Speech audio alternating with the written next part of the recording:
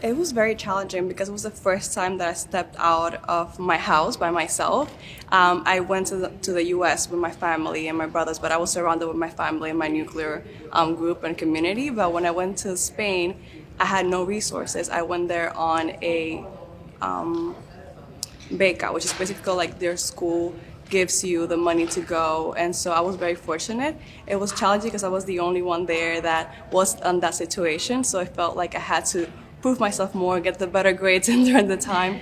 But honestly, I learned a lot. I think it was transforming in a way that I learned that I was more independent. I learned how to cook different things on my own over there, and I think it honestly shaped into the way that I am, and now I want to travel the world, and it kind of like inspires something in me for travel.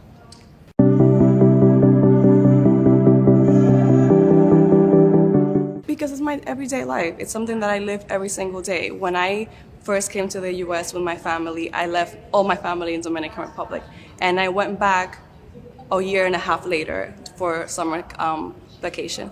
And when I went back, I went to play with my cousins, and I went to look for them, and she was married to a very older man than her. And so in that moment, I was mad. I think I was mad because I wanted to play and she was not able to play with me. But now I realize she should not have been a mother or a wife. She should have been studying and playing with me because I was, 14, 15.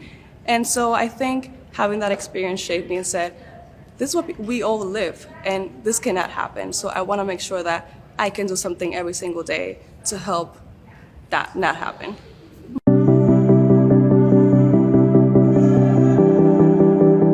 Wow, there's so many.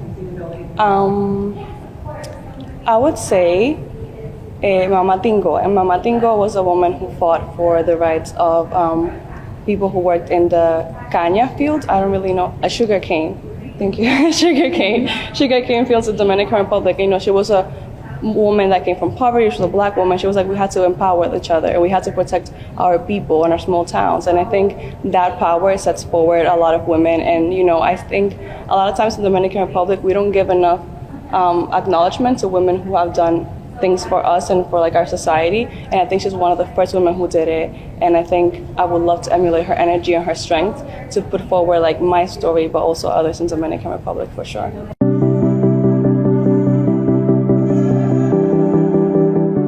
Oh my God, I would say that your background or your future does not determine where you could go. You know, your background and your past cannot determine or cannot limit you more than that, right? You cannot say that anything that you have gone in life can put you in a box. You have to step out of it. And I think for me, that would be my message, I guess. That it doesn't matter where you come from, how less resources you have, you can go forward in life if you have determination and the courage to do so.